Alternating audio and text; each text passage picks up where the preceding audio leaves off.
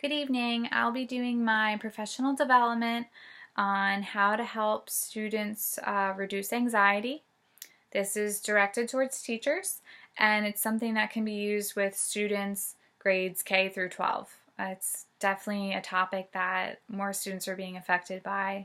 There's a lot of anxiety, especially with testing and just overall academics and social life. So, all right, let's get started.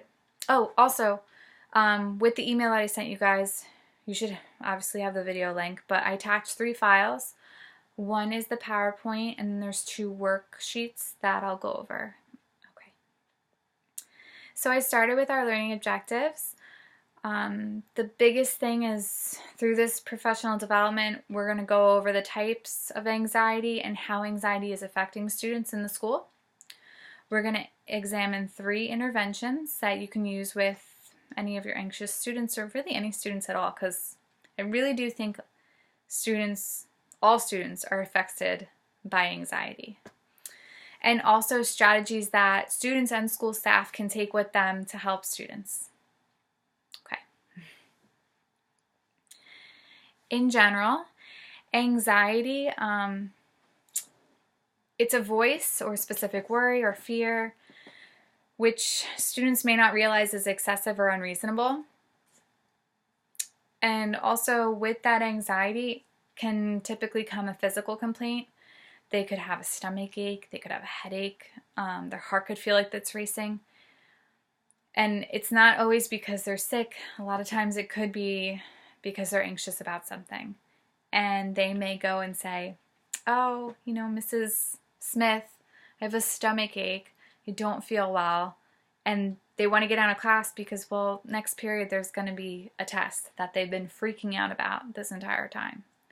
So the physical complaints are something to really look for and just be aware of that's happening. So something that's really important that I've throughout the research found is that it's affecting 1 in 8 students. So if you have a class of 24 students, that's going to be 3 of your students. So it's very prevalent today.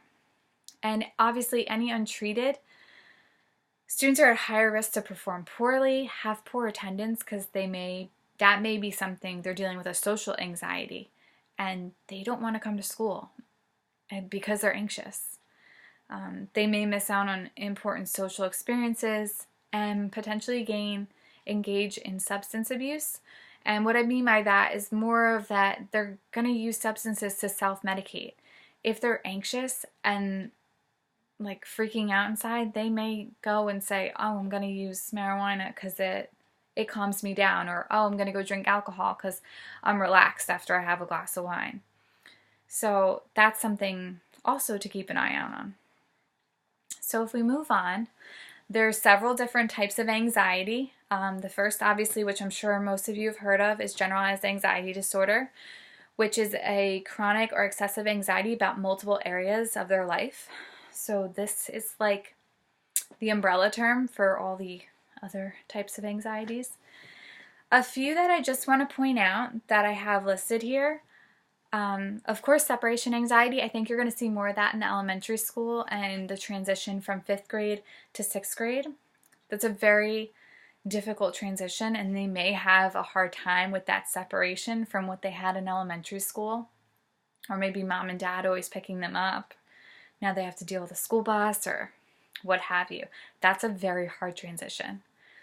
Another one that I want to point out is also a specific phobia, which I've seen kids afraid of going to their locker, and just the locker alone it's like an anxiety producing situation. They want no part of it, and they'll avoid it. They'll carry all their textbooks and they'll move on with the day because they don't want the anxiety of having to go to the locker.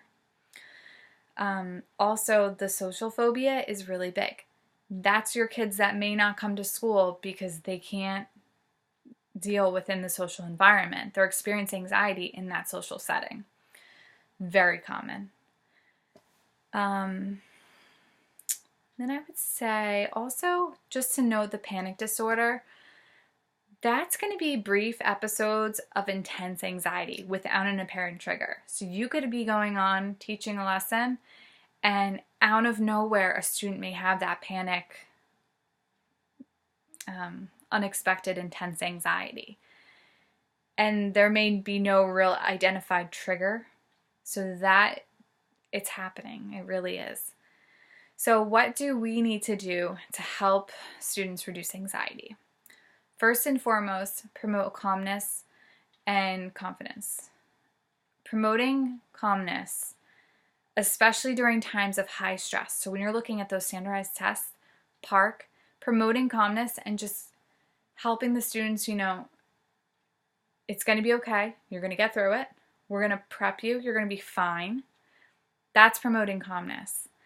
Also, kids, they see anxious and it's going to make them feel anxious. So I think if we're not anxious about the PARCC testing, they may feel, oh, well, Mrs. Smith, she's not anxious about the PARCC, so I feel more better. Like I know I'm going to be prepared because she thinks I'm going to be prepared, and I can see she thinks I'm going to be prepared.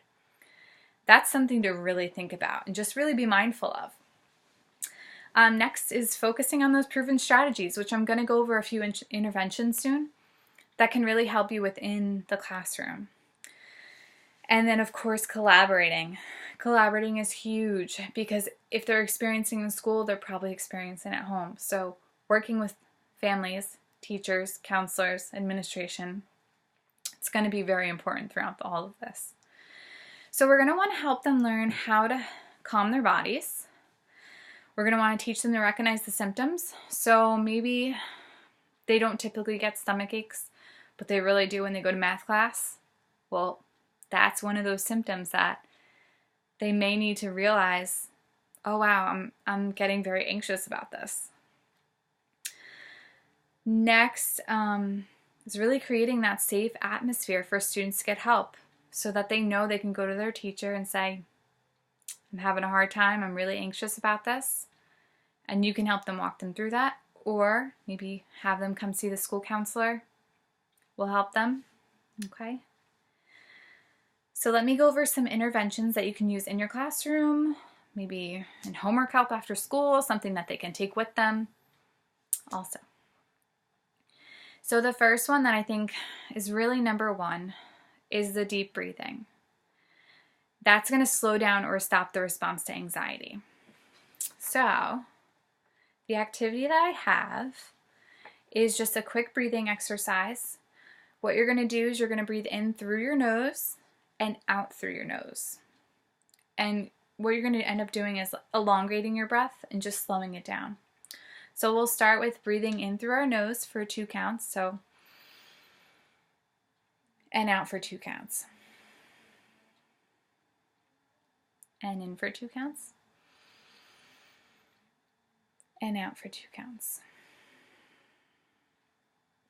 So what that's doing is it's slowing down that breathing. They may be breathing really heavy. Their heart may be racing. This is something that potentially can help them get that control back to their body. And this is certainly something you can expand more than just 2 counts of breathing in and breathing out. You could slowly expand to 4, 6. I really wouldn't do more than 8. And just what you're doing is you're breathing in and you're kind of holding for maybe 1 to 2 counts, and then you're breathing out. So that's how you're going to elongate that breath. So the next intervention is mindful awareness. And if you could refer to your Calm Yourself poster. Let me just grab that. It's going to look like this. And I got these on Pinterest. So on this, I think this is a great classroom tool. It could be something as so simple as just laying this down on someone's desk who might be feeling a little anxious. And what it's going to do is it's first going to tell you to stop and think. Think of what you're feeling and ask yourself, how does your body feel? Do you have a stomach ache? Do you have a headache? Is your heart racing? Is everything going a mile a minute? Think about how you're feeling right now. And what it does is it gives you 4 things that you can try. The first is taking those deep breaths, which we just went over. Next is counting backwards slowly. Could be just counting backwards from 10 or 20.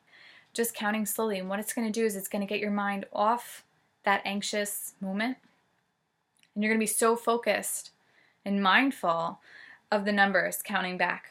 So it's a little trick. Next is thinking calm thoughts. I like this one. Kind of helps me a little bit.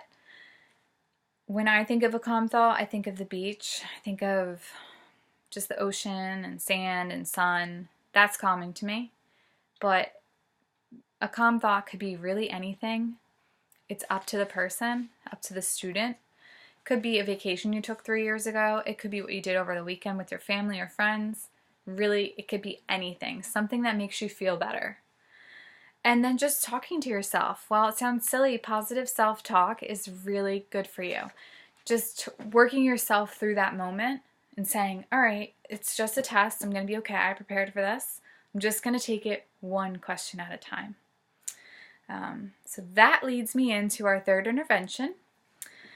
And that's going to be accepting the things that you cannot control and just doing your best. So if you want to pull out your Don't Stress the Test, just give it your best worksheet. It looks like this, also from Pinterest. And this just gives students strategies as they're going through that test. So listening carefully to oral directions, or, even if you think you know the answer, still look at all the possibilities. So you may read the question, see A, and you think, oh, that's the right answer, and you don't read past that. Don't do that. Read all your possibilities and then choose your answer. And I like personally, if you don't know the answer, it's okay. Move on to the next question, because dwelling on that answer may freak you out for the whole test. And that question's not going anywhere. It's going to be there when you get through the rest of the questions. I like that it says do not change an answer. I think that's something I personally do. I second guess when I go to change the answer. Stick with your gut. Go with your gut. It's a reason why that one stood out. And if you're wrong, you learn from it. It's going to be okay. Just relax and do your best, just like it says in the bottom. So these are things that you can hang up in your classroom. Definitely something useful, as well as the breathing. And what I like about all three of these is that it doesn't require the whole class to do it, but you can do it with the whole class. Any of these things, or you could have a sign with a student that doesn't require interrupting your entire lesson. You could tap on the desk, be like, I see you're getting anxious. Go ahead, take a second. That's going to help them learn how to start coping and getting through the day and learn how to manage their anxiety.